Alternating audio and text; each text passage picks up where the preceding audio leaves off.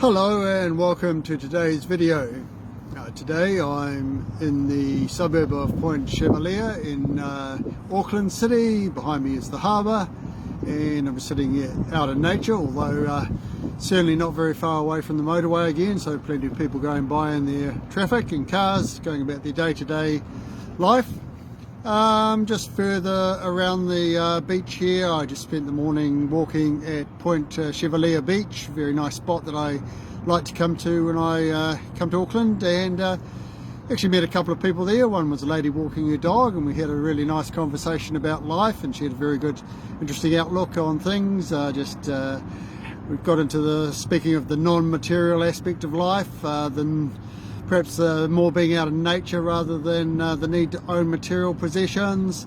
And then subsequent to that, I spoke to a young lady in the park and we had a coffee together. It was really lovely.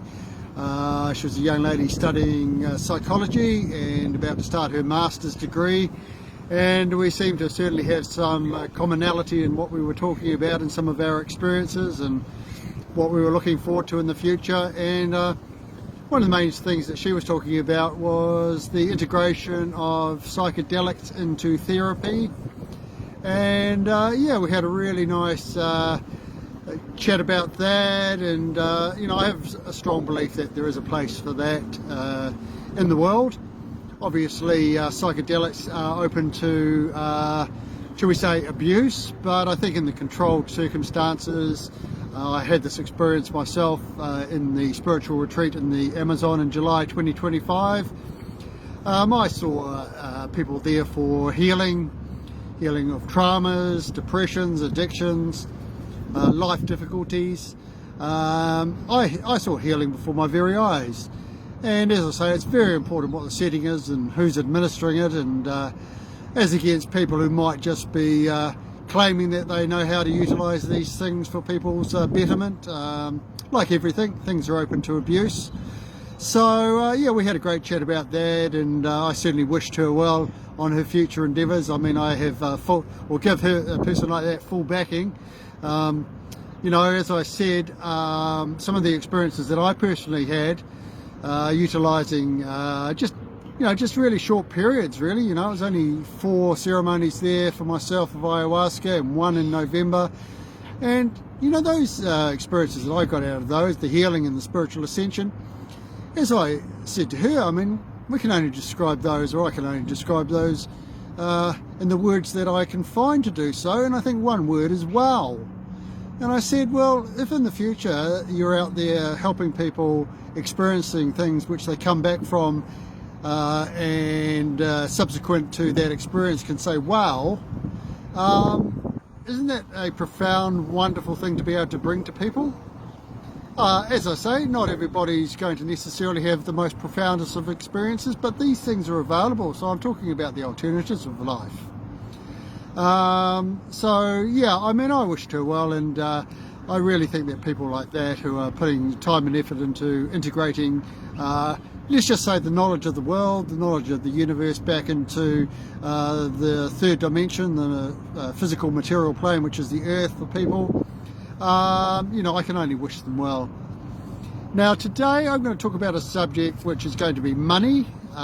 So yeah, that's something that is kind of dear to everybody's heart, and you know, like in the Western world in particular, we need money, but you know, over centuries, money, that's kind of an invention of man, but it's part of our being, and it's necessary in a way, but perhaps as I go through this discussion, I'm not necessarily sure how much we need it.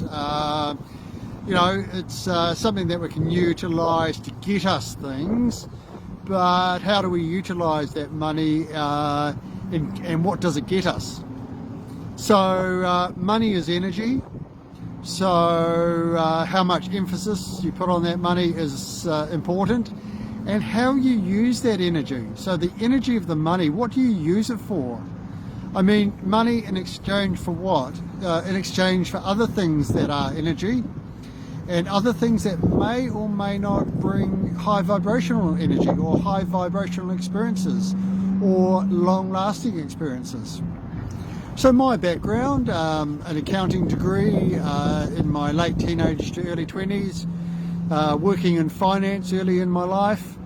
Very soon after, in around about 1987, 1988, I got a job as a money market dealer in a international bank in Wellington, New Zealand, a French bank, and that was the epitome of money making there. I mean, it was the times of the yuppies. So the yuppies being the people who were working in high finance, buying things for themselves, dealing in millions of dollars every day. I mean, I was dealing in millions of dollars every day, borrowing and lending. Literally the sole purpose, though, thinking about that on reflection, was to make money out of money. So the money we were lending was to organisations who in turn were generally trying to make a profit. I mean, we wouldn't be lending it to them otherwise. But within a couple of years, New Zealand had undergone a massive financial downturn and crash, and many of the businesses that existed at that time who were dealing in money or commercial property, they went under. Many people, shareholders and banks who had lent them money, lost money in terms of there was nothing left literally at the end of the wash up, so to speak. So I even remember days there where, you know, I remember one particular instance where I was called late on a Friday afternoon by a commercial property firm in New Zealand by the name of Chase Corporation to call us. We were one of probably their last lines of credit that they were looking to tap into, so fairly desperate, I guess. And they asked, this was at the time where interest rates in New Zealand had gone kind of high. I mean, I think mortgage rates were in the 14, 15, 16%, and commercial lending was higher, and day-to-day overnight call rates were even higher. Late on a Friday, they asked for $2 million, and we didn't have $2 million, but we could probably raise it from another bank.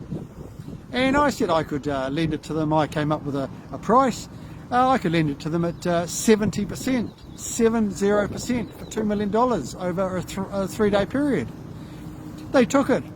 On reflection, they were clearly desperate for the money. But at the time, I went out and borrowed it for 40% from one of the big trading banks and made 30% on it. I mean, these are ridiculous figures on reflection. A massive amount of money made for my bank over that weekend, but ultimately Chase Corporation went under. And you know, what were we really dealing in? We were just dealing in numbers and money, this construct of money. And I'm not sure that the energy of the money was being utilised for the greatest possible good of mankind. I think it was behind that was a lot of the greed of the time. Now, putting that into my life, I mean, I certainly wanted to make money at the time for myself. I mean, I was on a very good salary. I remember buying myself an RX-7, Mazda RX-7, red sports car. Red goes faster. And I was very, you know, kind of materialistic, that's for sure. And over a long period of time and jobs subsequent to that, I was earning money, of course I was, and I was buying things. And what was I buying? I was buying things that I thought would bring me happiness, and I've spoken about this before. Things that one buys are finite. They only last a period of time, and the period of time they bring you happiness is only transient, so to speak. I can guarantee you that on reflection, and even now if I bought something materialistic, which I'm sort of far from that prior incarnation of myself, so to speak, things can only bring enough happiness until it's time to buy the next thing. So it's a never-ending cycle, shall we say. Anyway, moving forward in my life, money was very important, and what I was doing with that energy, I was probably on reflection putting it into things that just produced not necessarily the best sort of result, short-term energy or lower vibrational energy, not investing in myself, investing in things outside of myself, even experiences, say maybe going on a holiday or going to an event or a show or a concert, great at the time, but whether it had a, you know, absolute profound, ongoing, in-depth impact on me, I'm not so sure. So moving forward, I had a very good friend who was fully entrepreneurial. He became a share market or a director of a Australian Stock Exchange share listed company, which was into diamond exploration. Now, diamond exploration is very fraught with difficulty. A lot of money spent on that to find not much, but when they do, it's sort of bonanza time. Anyway, he in his life always seemed to put a lot of pressure on himself financially. And without going into his personal details, I mean, at one stage he was probably worth $25 million. But with the ups and downs of dealing in such things, that didn't last. And towards the end, he probably had lost a substantial amount of that, of his personal wealth. He still was comfortably well off. But what happened for him was that in the year 2013, and this was a very good friend, and he had had life experiences, but he had a heart attack at the age of 51, and he was kind of hard living and drunk a lot, and yeah, I mean, the stresses of life perhaps really had added up to have a heart attack, which we were just shocked about. However, 1 month later, he then had a brain aneurysm and died. So unfortunately, his money bought him what it bought him up to the age of 51, but yeah, he was gone way too soon. So I was kind of sort of in a similar ilk, certainly not at those levels, but money was still important at the time. Now, jumping forward for me into the place I am now, that's flipped around a lot. The money that I have and utilise is for altruistic purposes. I'm putting my money into my travels, my full-time motorhome travels, putting it into my experiences, and also being, if you think about it, putting it into having the energy to then do my writings, then to talk to people, like I spoke about earlier today. Being in a place where I can meet people and bring them some light along the way, if that's at all possible, to do these videos which can bring light. And money is nowhere near as important in my life as it once was. It took up a big place in my head. Now it takes up a very small place in my head. It's just reduced to something that can bring me this experience that I'm having, which is the altruistic ability to share what I hold. And what I hold is the gold. So I'm a carrier of the gold, the ability to talk to people, the ability to channel the light, the ability to channel the energy from the universe, and with it the knowledge and what I will call wisdom that people can take what they want from it. And I realised what I was lacking previously, and I suspect for a lot of people, but again, I'm just speaking for myself, was I did not have an understanding of abundance. And what is abundance? Abundance is what the universe can offer. You actually don't need lots of physical possessions or even experiences of the material physical plane to be abundant. That's abundance is a different thing. That's being in tune with what the universe can offer you. So from my perspective now, I've talked a lot about opening up to the universe and seeing in the universe the infinite. And if that's a true perspective of the universe and what's available to everyone, and as I say, I'm no special person. I've just been on the journey that tuned into the universe. The universe, or the universal abundance, is available to me on a day-to-day basis, which then in a way relegates money to quite a small part of my life, because again, maybe just putting this into a short summary, less is more. The less I have, the more I have, because I don't have the worries of what I need to maintain from a monetary day-to-day experience. I don't have things that I've bought that I'm worried about losing or needing to maintain through money. I have so much more now, and I've only gained that through going out there and having the life experiences and getting on the path that I did, which is the spiritual journey. And there's no comparison to where I am now in a monetary sense. And again, I'm not saying that money is not important, but I feel that one needs to put it into perspective. But to each their own. I mean, you know, if a person buys things that bring them a lot of happiness, I say go for it. That's really what life's all about, just having light in your life, experiences in your life, and if it fundamentally brings you deep down happiness, and you don't have worries, you have freedom, you have peace, then it doesn't perhaps matter what you do in the monetary sense.